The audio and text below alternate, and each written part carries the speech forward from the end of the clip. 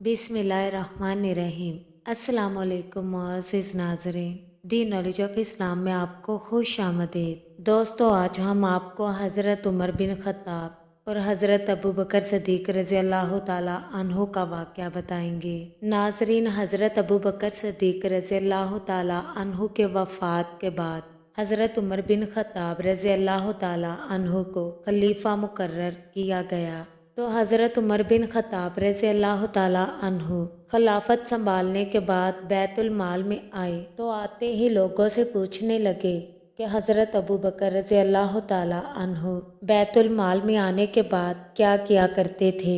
तो लोग बताने लगे कि पहले वो नमाज अदा करते थे और नमाज से फारिग होकर खाने का थोड़ा सा सामान लेकर एक तरफ को निकल जाया करते थे। आप रज़ी अल्लाह ताला अन्हु ने पूछा कि कहाँ जाते थे।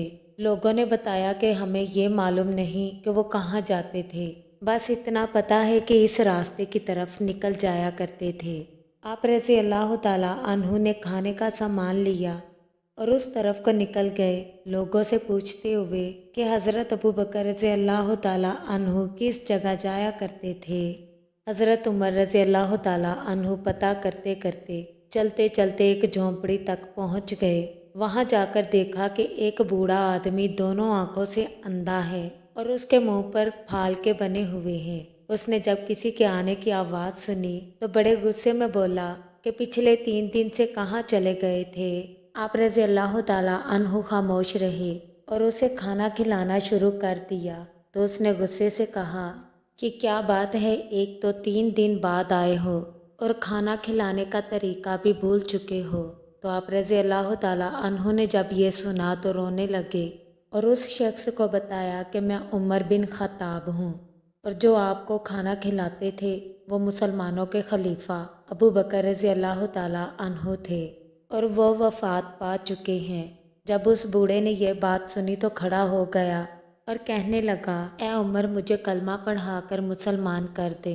पिछले 2 साल से वो आदमी रोज़ मेरे पास आता और खाना खिलाता रहा। एक दिन भी उसने मुझे ये नहीं बताया कि मैं कौन हूँ और वो बूढ़ा कलमा पढ़कर मुसलमान हो गया। सुबहान अल्लाह। दोस्तों, हज़रत अबू बकर सदीक़ रज़ी अल्लाह ताला अन्हु हज़ूर नबी करीम सल्लल्लाहु अलैहि वसल्लम से उम्र में सिर्फ 2 साल छोटे थे। आप रज़ी अल्लाह ताला अन्हु 18 साल की उम्र में हज़ूर नबी करीम सल्लल्लाहु अलैहि वसल्लम के दोस्त बने। उस वक्त मक्का मुकरमा में आपका शुमार रोज़ाए अरब में होता था। हज़ूर नबी करीम सल्लल्लाहु अलैहि वसल्लम की उम्र उस वक्त 20 साल थी। यही बाहमी ताल्लुक़ और कुर्ब का आगाज़ था जिसके बाइस तादम आखिर ऐसी कुराबत दारी कायम हुई कि दुनिया भर में उसकी नज़ीर नहीं मिलती। इस तरह गोया आप रज़ी अल्लाह ताला अन्हु ने 18 साल की उम्र से लेकर 61 साल की उम्र तक 43 साल का तवील अरसा हज़ूर नबी करीम सल्लल्लाहु अलैहि वसल्लम के जमाले नबूवत का मुशाहिदा किया। नाज़रीन, हज़रत अबू बकर सदीक़ रज़ी अल्लाह ताला अन्हु से नबी करीम सल्लल्लाहु अलैहि वसल्लम को बहुत मोहब्बत थी। ऐलान नबूवत के बाद आप सल्लल्लाहु अलैहि वसल्लम की ज़ौजा हज़रत खदीजतुल कुबरा के अलावा अगर सबसे पहले किसी ने आप सल्लल्लाहु अलैहि वसल्लम की आवाज़ पर लब्बैक कहा, वह सदीक़ अकबर की ज़ात थी। हज़रत अबू बकर सदीक़ रज़ी अल्लाह ताला अन्हु की वालहाना मोहब्बत और कबूल इस्लाम में पहल के बारे में खुद हज़रत मोहम्मद सल्लल्लाहु अलैहि वसल्लम का इरशाद ही सबसे मौजू और शहादत है कि हज़रत अबू बकर सदीक़ रज़ी अल्लाह ताला अन्हु के अलावा कोई शख्स नहीं जिसको मैंने इस्लाम की दावत दी और उसने बगैर तामुल सोच विचार और गौर फिक्र के इस्लाम कबूल किया। हज़रत अबू बकर सदीक़ रज़ी अल्लाह ताला अन्हु की शान में नाजिल होने वाली कुरानी आयात हैं। अल्लाह ताला कुरान में फरमाते हैं, वो शख्स जो सदक यानी कुरान और दीन हक लेकर तशरीफ़ लाए और अबू बकर सदीक़ ने उसकी तस्दीक की।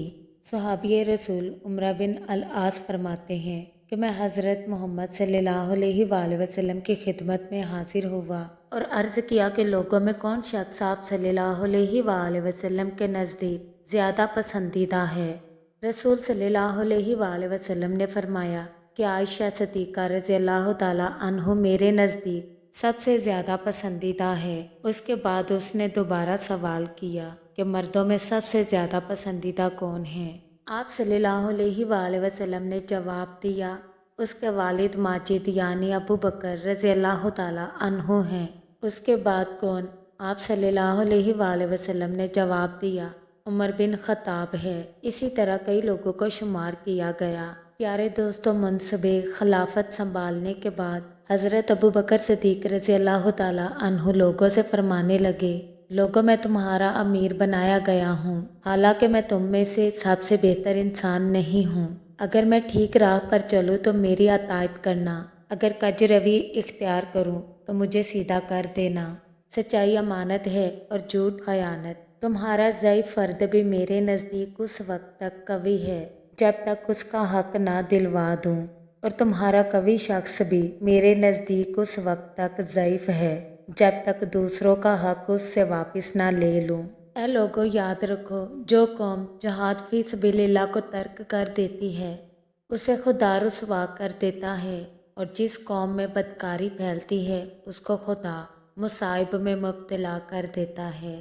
آپ نے فرمایا، اے لوگو، اگر میں خدا اور اس کے رسول صلی اللہ علیہ وآلہ وسلم کی اطاعت کروں تو تم بھی میری اطاعت کرنا، اور اگر میں خدا اور اس کے رسول کی نافرمانی کروں تو تم پر بھی میری اطاعت لازم نہیں۔